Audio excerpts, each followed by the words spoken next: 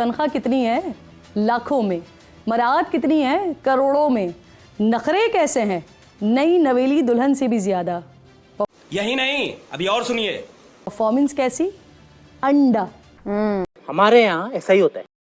तो USA Ireland का match था, यूएसए आयरलैंड का मैच, सॉरी वही। उसमें कई बातें हो रही हैं बहुत ज्यादा कि यार ये जो है ग्राउंड सुखाया जा सकता था बहुत ज्यादा, अगर जो स्क्वायर है वो बहुत ड्राई था तो उसके बाद जो ग्राउंड था वो क्यों इतना ज्यादा वेट हो गया, एक दफा बारिश रुक गई उसके बाद मतलब अच्छा आईसीसी का टूर्नामेंट है ये क्यों ऐसा कुछ हुआ, अगर किसी और ग्राउंड में देखे वहाँ मतलब ग्राउंड भी सुखा दिए गए, सब कुछ कर दिया गया। अगर नॉर्मल क्रिकेट होती, नॉर्मल वेदर होता तो पाकिस्तान के पास बहुत अच्छे चांसेस थे। बहुत अच्छे चांस। किसने बोला था? ले सुना क्या? वेस्ट के बारे में हम जैसी अहमक कौमें कहती हैं हमारे खिलाफ साजिश, तो तुम हो कौन? अभी बताता है भाई, अभी बताता है।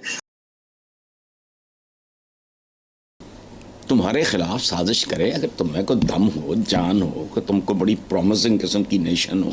ये कहानी है हमारी सुपरस्टार क्रिकेट टीम की। कितनी है? लाखों में। मराहत कितनी है? करोड़ों में। नखरे कैसे हैं? नई नवेली दुल्हन से भी ज्यादा। क्या बोला तूने? परफॉर्मेंस कैसी? अंडा। मत पूछें, शर्मिंदा होंगे। तनख्वाहों में सैकड़ों इजाफा, टूर्नामेंट्स के भारी भरकम, डेली के अलाउंसेस, टेस्ट, वनडे और T20 के अलग अलग लाखों की मैच फी, आईसीसी से पीसीबी को होने वाली आमदनी में मनचाहा इजाफा, स्पॉन्सर से लाखों के मुआहदे अलग, मकामी और इंटरनेशनल लीग से करोड़ों में होने वाली आमदनी और इश्तिहारों से होने वाली कमाई बेहिसाब है, लेकिन परफॉर्मेंस बिल्कुल जीरो, बिल्कुल सिफर। ये कहानी है हमारी सुपरस्टार क्रिकेट टीम की। गजब बेइज्जती है। ज्यादा दूर नहीं जाते, माजी करीब का ही हिसाब किताब आपके सामने रखते हैं। 1 जुलाई 2023 से अगले 3 साल के लिए सेंट्रल कॉन्ट्रैक्ट में खिलाड़ियों की तनख्वाहों में जो इजाफा हुआ, ये कह लीजिए जो करवाया गया, वो बड़ा हैरानकुन था। कैटेगरी ए में शामिल खिलाड़ियों की माहाना तनख्वाह 45 लाख मुकर्रर हुई।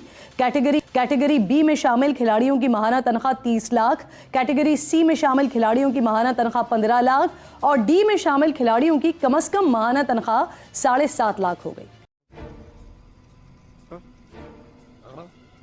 कैटेगरी ए में बाबर आजम, मोहम्मद रिजवान, शाहीन आफरीदी। कैटेगरी बी में शादाब खान, फ़खर जमान, हारिस रऊफ, नसीम शाह। कैटेगरी सी में अहमद वसीम। कैटेगरी डी में इफ्तिखार अहमद, हसन अली और साइमा अयूब शामिल हैं। हमारे चहीते क्रिकेटर्स की बेकमाई का सिलसिला यहीं पर रुक नहीं जाता है। हर खिलाड़ी को हर फॉर्मेट में मैच फ़ी की मद में भी अच्छी खासी रकम मिलती है।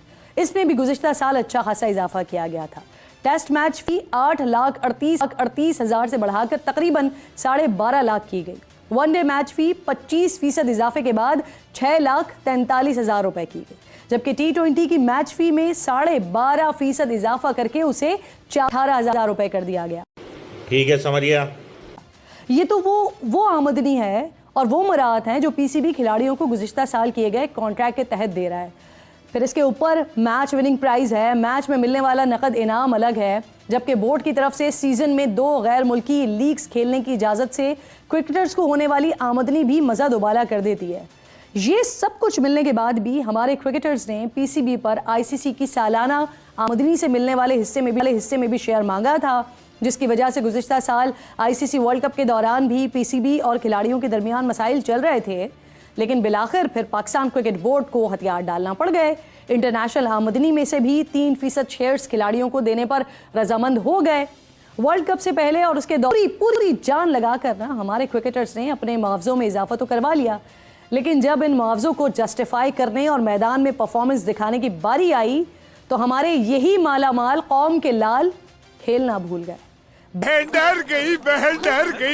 डर गई। बैटिंग, बॉलिंग, फील्डिंग, हर फील्ड में ये क्रिकेटर्स जमकर नाकाम नजर आए। औरत का चक्कर बाबू भैया, औरत का चक्कर बहुत बेकार होता है।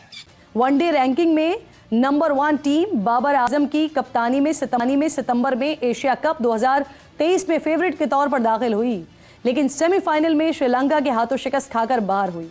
फिर क्रिकेट की दुनिया का सबसे बड़ा मार्का यानी आईसीसी वर्ल्ड कप का इम्तिहान दरपेश था।